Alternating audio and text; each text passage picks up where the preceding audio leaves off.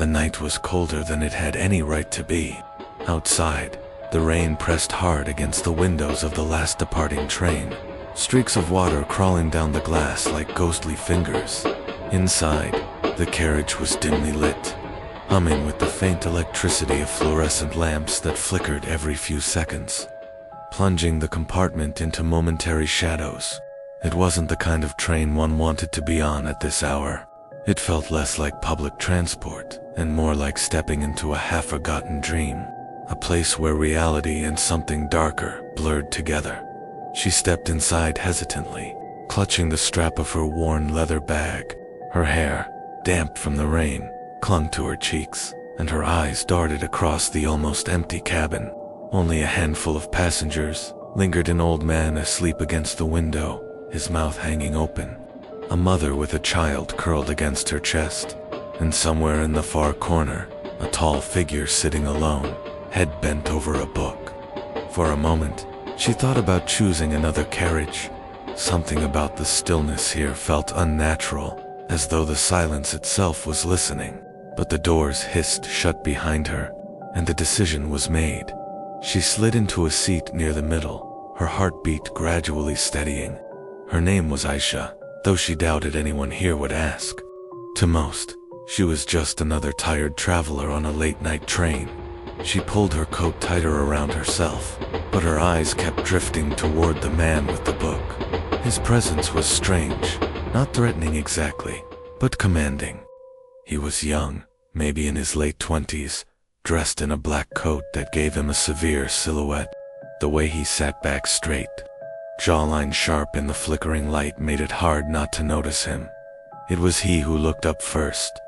Their eyes met, just for a flicker of a second, and it was enough.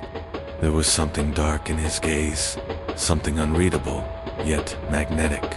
She looked away quickly, pretending to study the blurred reflection of the lights in the window, but she could still feel his eyes lingering on her. Minutes passed.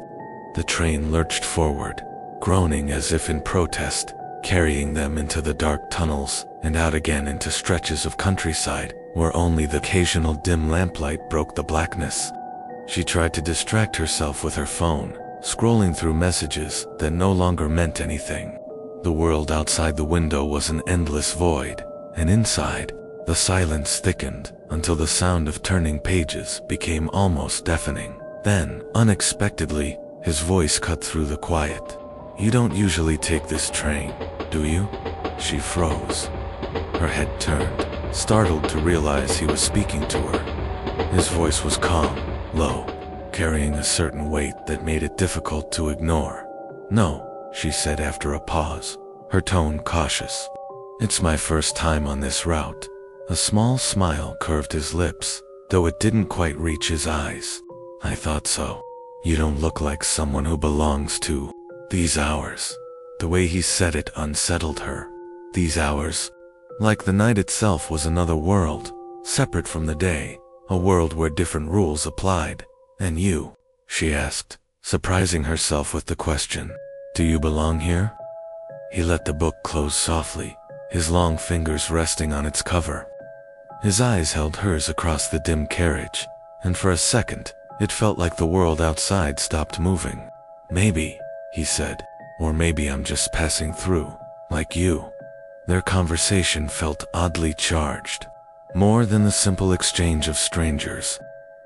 She noticed details about him, now the faint scar across his jaw, the way his watch ticked just slightly offbeat, the faint tension in his shoulders as though he was always ready to move.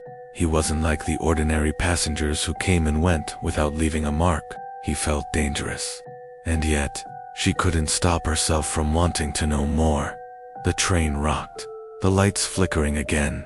For a brief moment, the carriage plunged into darkness, and in that second, she thought she saw something strange. The man's silhouette seemed to blur, his figure stretching unnaturally in the blackness, only to return to normal as the lights buzzed back on. She blinked, shaken, and told herself it was just a trick of the eyes, exhaustion mixed with the flickering bulbs. Still, her pulse quickened. He rose from his seat without warning, moving down the aisle. His steps were deliberate, slow, the kind of walk that made one acutely aware of being observed. She stiffened, wondering if he would sit near her, and he did, sliding into the seat across from her with an ease that felt rehearsed. Close enough now that she could smell his cologne, sharp and faintly metallic, like iron mixed with smoke. "Do you believe," he asked softly, leaning forward, "that some meetings are not accidents?" The question caught her off guard. It wasn't the kind of thing strangers asked each other on late-night trains. She hesitated, unsure whether to laugh, deflect, or answer honestly. "I don't know," she whispered finally. "Maybe, but that sounds dangerous." His smile widened, just slightly. "It is." Her chest tightened. There was something intoxicating about him. Something pulling her closer, even as a voice in the back of her mind screamed to be careful. Their conversation deepened, flowing strangely easily, skipping over small talk entirely and plunging into topics most people guarded fiercely. Regrets, fears, fleeting dreams. At times his words were tender, poetic even. At others, they carried a razor edge, hinting at shadows she couldn't quite see. The train thundered through another tunnel, and again the darkness came. This time, she swore she heard something, a whisper that didn't belong to either of them, slithering along the edges of the carriage. Her breath caught, but when the light returned, the man across from her was still watching calmly, as though nothing had changed. "You hear it, don't you?" he asked quietly. Her blood ran cold. "What do you mean?" "The train," he said, though his voice carried another meaning beneath the words. "It has a way of speaking to those who listen." She didn't reply. The mother with the child had left at the last station. The old man was gone too, slowly, almost unnoticed.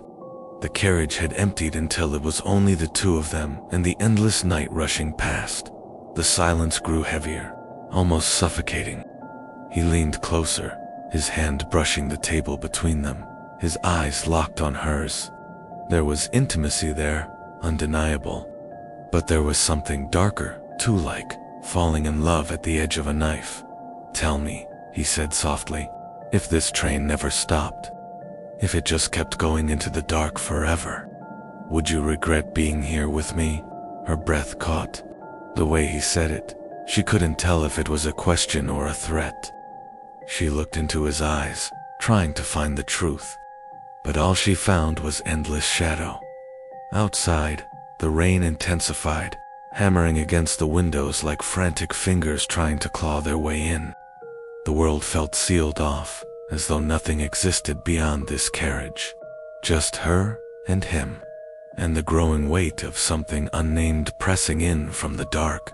And as the lights flickered once more, she realized with a chill that the train wasn't following the usual path anymore. The landmarks she expected were gone. The countryside outside looked wrong, twisted, endless. She turned back to him, her voice trembling.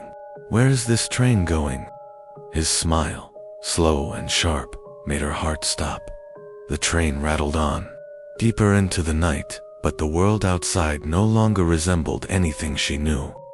The rain had stopped, yet the windows showed only streaks of red mist drifting across a landscape that seemed hollow. It was as though the train had slipped from reality into some other place, one built not of roads and rails, but of shadows and half-remembered fears. Aisha's chest tightened as she pressed her hand against the glass, but all she felt was an unnatural chill seeping through. The man across from her hadn't moved. His dark eyes followed her every gesture, like a predator watching the final movements of its prey. "What is this?" she whispered, her voice shaking. He tilted his head, almost amused. "It's the last train," he said simply. "Did you really think it was just a route on a map?" Her heart hammered in her chest. She wanted to stand, to run to another carriage, but when she glanced down the aisle, it stretched on endlessly. No doors, no other compartments, just the same dim seats disappearing into blackness, as if the train had grown into something infinite. "You're lying," she snapped, forcing courage into her voice. "This is some kind of trick. Some game. He leaned forward, his hand brushing hers across the table. His touch was cold, far too cold for living skin, and she flinched. His smile deepened. If it is a game, then you've already lost, Aisha. She froze. How do you know my name? He didn't answer, but the silence was louder than any words. Her throat went dry. He shouldn't have known. She had never told him. The flickering lights overhead buzzed and dimmed again, plunging them into shadows. This time, the darkness lingered. In that suffocating black, she heard the sound of movement, dozens of footsteps pounding the floor, bodies jerking and swaying in rhythms unnatural. She gasped, clutching her seat as the whispers rose, layered voices muttering in languages she didn't understand, pressing into her ears until her skull ached. When the lights snapped back, the seats around them were no longer empty. Figures sat hunched in every corner, faces pale, eyes hollow, lips twisted into grotesque smiles. Some were bleeding, others shaking, yet all of them were staring at her with unblinking hunger. The carriage reeked of iron and rot. Her breath tore out in panic. What are they? His eyes never left hers. Passengers, just like you. They boarded long ago. They never left. The figures began to move, slow and jerking, like puppets pulled by invisible strings. One woman in a torn dress leaned close to Aisha, her breath sour, her eyes black voids. Dance? The woman croaked. Dance with us. Aisha recoiled, her heart slamming in terror. She tried to push past, but cold hands clawed at her arms, her hair, her clothes. The man across from her didn't stop them. He only watched, his expression unreadable, as though this was a test she had to endure. Stop, she screamed. Please. And suddenly, they did. The hands fell away, the figures sinking back into their seats like marionettes with cut strings. A deathly silence fell. Her body shook uncontrollably, sweat slicking her skin. She turned on him, fury breaking through the fear. What do you want from me? For the first time, his expression softened. It wasn't mockery now, but something far more dangerous. I want you, he said quietly. I always have. The words twisted inside her.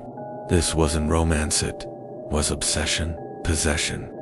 And yet, there was an undeniable pull in the way he said it, in the way his eyes darkened as they held hers. She hated herself for the shiver that ran down her spine, for the part of her that leaned closer instead of running away. He rose from his seat, slow, deliberate, and offered his hand. Come with me, he whispered. Leave behind the world that never cared for you. Step into the night, and it will be ours. Her breath caught. The promise in his voice was intoxicating, like a drug. She remembered her lonely apartment, her empty phone, her days blending into one another with no purpose, no joy. Here, in this cursed train, at least she felt something: fear. Yes, but also intensity, fire, connection. But in the corner of her eye, she saw the other passengers, their hollow eyes still locked on her, waiting. If she took his hand, would she become one of them? Her pulse thundered in her ears. And if I say no? His smile faded, his face hardened, shadows cutting across his sharp features. Then this train will never stop for you. You will ride forever. Alone.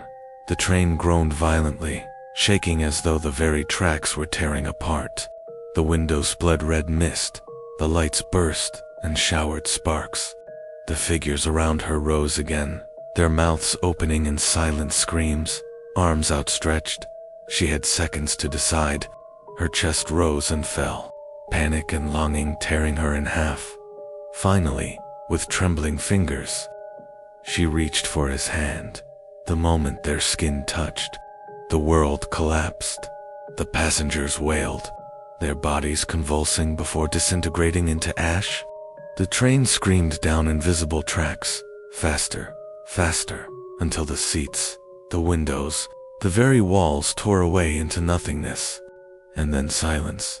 She opened her eyes and found herself standing on a desolate platform. The world was black and endless, broken only by the faint glow of a single lamp. Beside her stood the man, his expression calm, his hand still holding hers. "Where are we?" she whispered. His lips brushed close to her ear. "At the beginning," he said, "or the end. It depends on how you look at it." She pulled her hand back, breathless, realizing too late that it left a mark-an inky stain spreading across her skin like a burn. It pulsed with a strange heat, as though his touch had branded her.